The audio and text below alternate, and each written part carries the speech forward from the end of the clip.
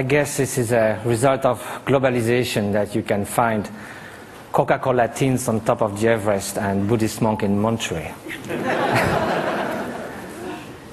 And so I just came 2 days ago from the Himalayas to your kind invitation, so I would like to invite you also for a while to the Himalayas themselves.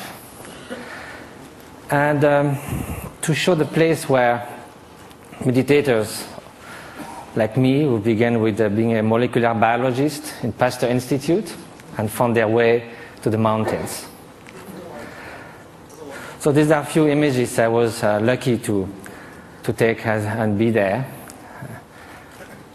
This is the Mount Kailash in eastern Tibet, wonderful setting. This is from Marlborough country.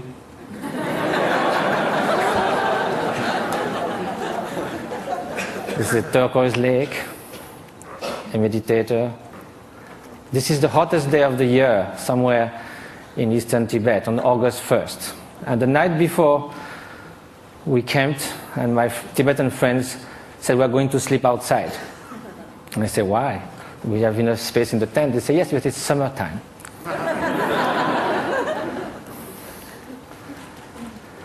So now we are going to speak of happiness.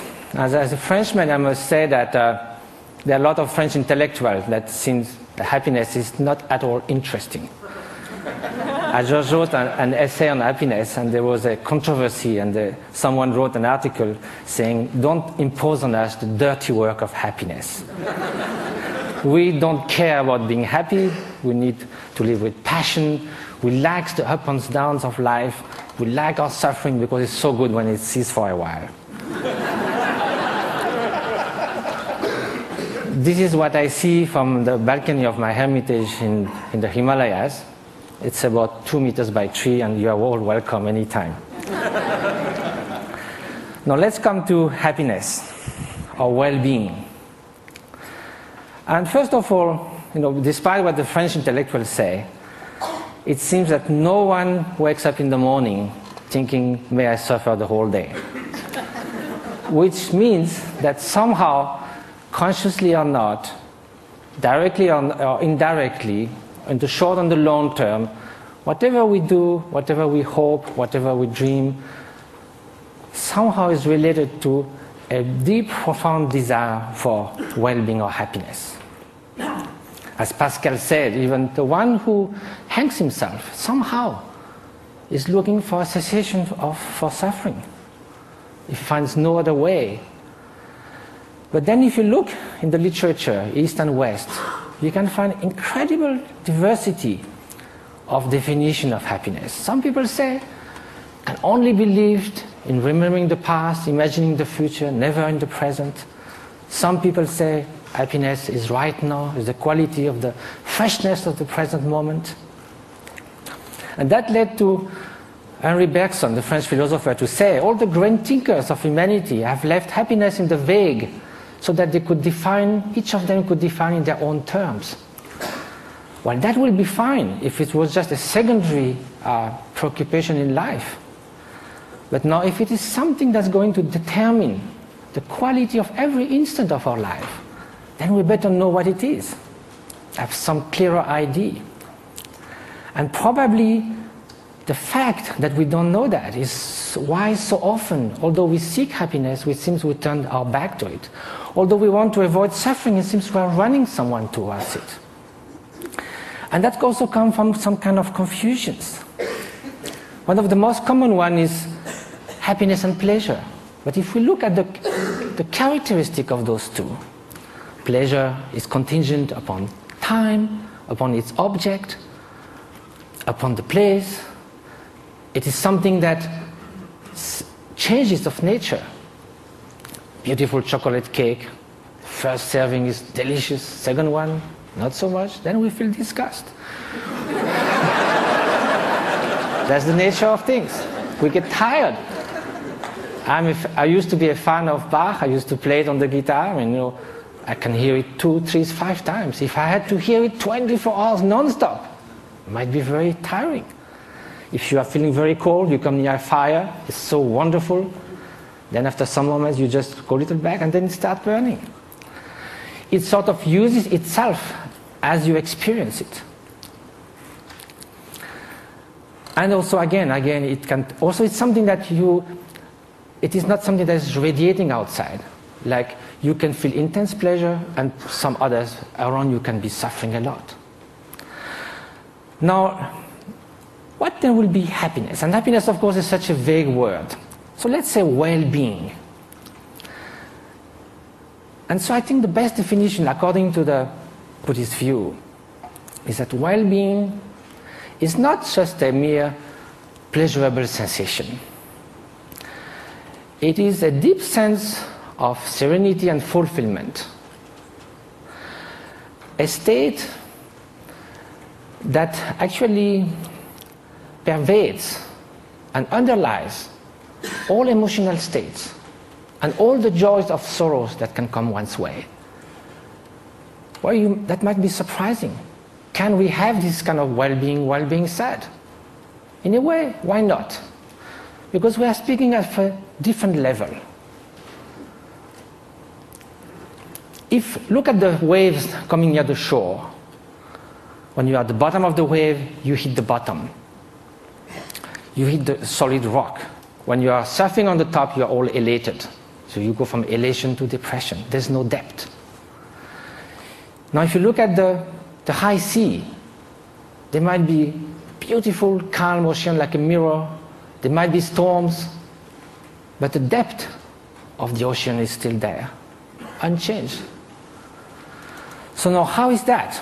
It can only be a state of being, not just a fleeting emotion, sensation, even joy that can be the spring of happiness. But there's also wicked joy. You can rejoice in someone's suffering. So now how do we proceed in our quest for happiness? Very often we look outside.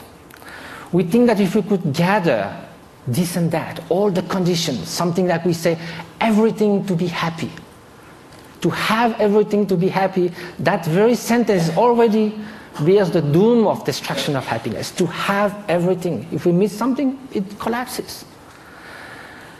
And also when things go wrong, we're trying to fix things outside so much. But our control on the outer world is limited, temporary, and often illusory. So now look at the inner conditions. Aren't it stronger? Isn't it the mind that translates the outer condition into happiness and suffering? And isn't that stronger? We know by experience that we can be in what we call a little paradise and yet be completely unhappy within. The Dalai Lama was once in Portugal and there was a lot of construction going on everywhere. So one evening he said, look, you are doing all these things, but isn't it nice also to build something within? And he said, unless that, even you get a high-tech flat on the 100th floor of a super modern and comfortable building, if you are deeply unhappy within, all you are going to look for is a window from which to jump. So now, at the opposite, we know a lot of people who in very difficult circumstances manage to keep serenity, inner strength, inner freedom, confidence. So now if the inner conditions are stronger, of course the outer conditions do influence. And it's wonderful to live longer, healthier, to have access to information, education, to be able to travel, to have freedom. It's highly desirable. However, this is not enough. Those are just auxiliary help, conditions. The experience that translates everything is within the mind. So then when we ask oneself how to nurture the conditions for happiness, the inner conditions, and which are those which will undermine happiness. So then this needs to have some experience. We have to know from ourselves there are certain states of mind that are conducing to this flourishing, to this well-being, what the Greek call eudaimonia, flourishing. And there are some which are adverse to this well-being. And so if we look from our own experience, anger, hatred, jealousy, arrogance, obsessive desire, strong grasping, they don't leave us in such a good state after we have experienced it. and also they are detrimental to others' happiness. So we may consider that the more those are invading our mind, and like a chain reaction, the more we'll feel miserable, we'll feel tormented. At the opposite, everyone knows deep within that an act of selfish generosity, if from the distance, without anyone knowing anything about it, we could save a child's life, make someone happy. We don't need a recognition. We don't need any gratitude. Just the mere fact of doing that feels such a sense of adequation with our deep nature. And we would like to be like that all the time. So is that possible? To change our way of being, to transform one's mind? Are those negative emotions or destructive emotions inherent to the nature of mind? Is a change possible in our emotions, in our traits, in our moods? So for that we have to ask, what is the nature of mind? And if we look from the experiential point of view, there is a primary quality of consciousness. That is the mere fact to be cognitive, to be aware. Consciousness is like a mirror that allows all images to rise on it. You can have ugly faces, beautiful faces in the mirror. The mirror allows that, but the mirror is not tainted, is not modified, is not altered by those images. Likewise, behind every single thought, there is the bare consciousness, pure awareness. This is the nature. It cannot be tainted intrinsically with hatred or jealousy, because then, if it was always there, like a dye that would permeate the whole cloth, then it would be found all the time somewhere. We know we're not always angry, always jealous, or always generous. So because the basic fabric of consciousness is this pure cognitive quality that differentiates it from a stone, there is a possibility for change, because all emotions are fleeting. That is the ground for mind training. Mind training is based on the idea that two opposite mental factors cannot happen at the same time. You could go from love to hate, but you cannot at the same time, toward the same object, the same person, one to harm and one to the good. You cannot in the same gesture shake hand and give a blow. So there are natural antidotes to emotions that are destructive to our inner well-being. So that's a way to proceed. Rejoicing compared to jealousy, a kind of sense of inner freedom as opposite to intense grasping and obsession, benevolence, loving kindness against hatred. But of course, each emotion then would need a particular antidote. Another way is to try to find a general antidote to all emotions. And that's by looking at their very nature. Usually, when we feel annoyed, hatred, or upset with someone, or obsessed with something, the mind goes again and again to that object. Each time it goes to the object, it reinforces that obsession or that annoyance. So then it's a self-perpetuating process. So what we need to look now is, instead of looking outward, we look inward. Look at anger itself. It looks very menacing, like a billowing monsoon cloud, thunderstorm. But we think we could sit on the cloud, but if we go there, it's just mist. Likewise, if you look at the thought of anger, it will vanish like frost under the morning sun. If you do this again and again, the propensity, the tendencies for anger to arise again will be less and less each time you dissolved it. And at the end, although it may arise, it will just cross the mind like a bird crossing the sky without leaving any track. So this is the principle of mind training.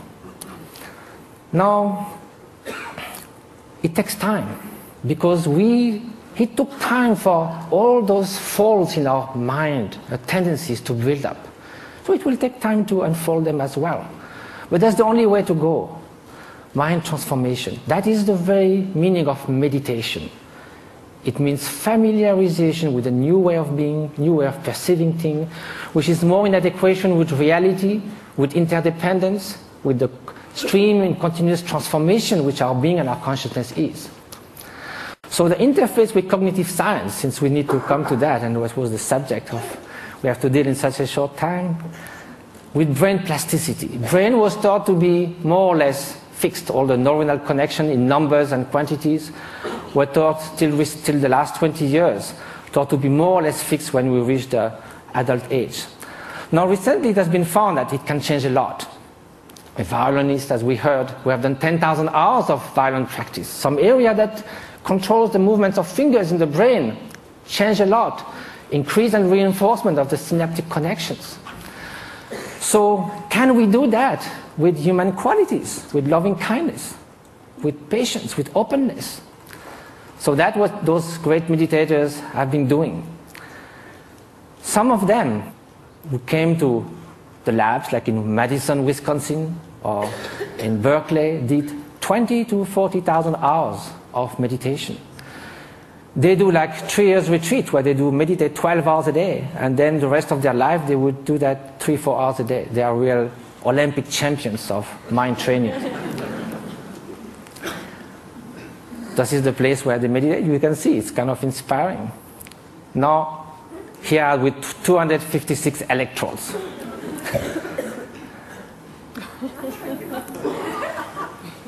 So what did they find? Of course, same thing, the scientific embargo. A paper has been submitted to Nature. Hopefully it will be accepted. It deals with the state of compassion, unconditional compassion. We ask meditators who have been doing that for years and years and years to put their mind in a state where there's nothing but loving kindness, total availability to sentient being. Of course, during the training, we do that with objects. We think of people suffering, we think of people we love, but at some point it can be a state which is all-pervading. Here's the preliminary result, which I can show because it's already been shown. The bell curve shows 150 controls. And what is being looked at is the difference between the right and the left frontal lobe. In very short, people who have more activity on the right side of the prefrontal cortex are more depressed, withdrawn, they don't describe a lot of positive affect. It's the opposite on the left side, more tendency to altruism, to happiness, to express, and curiosity, and so forth. So there's a basic line for people, and also it can be changed. If you see a comic movie, you go more to the left side. If you are happy about something, you go more to the left side. If you have a bout of depression, you go to the right side. Here, the minus 0.5 is a 4 standard deviation of a meditator who meditates on compassion. It's something that is totally out of the bell curve. So I have no time to go into all the different scientific results. Hopefully they will come. But they found that this is after 3.5 hours in a fMRI. It's like coming out of a space ship. Also, it has been shown in other labs, for instance, Paul Ekman's labs in Berkeley, that some meditators are able also to control the emotional response more than it could be taught. Like the startle experiments, for instance. If you sit a guy on a chair with all this kind of apparatus measuring your physiology, and there's kind of a bomb that goes off. It's a so instinctive response that in 20 years, they never saw anyone who would not jump. Some meditators, without trying to stop it, but simply by being completely open, thinking that that bang is just going to be just a small event, like a shooting stars, they're able not to move at all. So the whole point of that is not sort of to make like a circus thing of showing exceptional beings who can jump or whatever. It's more to say that mind training matters. That this is not just a luxury, this is not a supplementary vitamin for the soul. This is something that's going to determine the quality of every instant of our life. We are ready to spend 50 years achieving education. We love to do jogging, fitness. We do all kinds of things to remain beautiful. Yet, we spend surprisingly little time taking care of what matters most, the way our mind functions, which again is the ultimate thing that determines the quality of our experience. Now, compassion should also be put in action. That's what we try to do in different places. Just this one example is worth a lot of work. This lady with bone TV left alone in a tent was going to die with her only daughter. 1 year later, how she is. Different schools and clinics we've been doing in Tibet. And just I leave you with the beauty of those looks that tells more about happiness that I could ever say. And jumping monks of Tibet. Flying monks.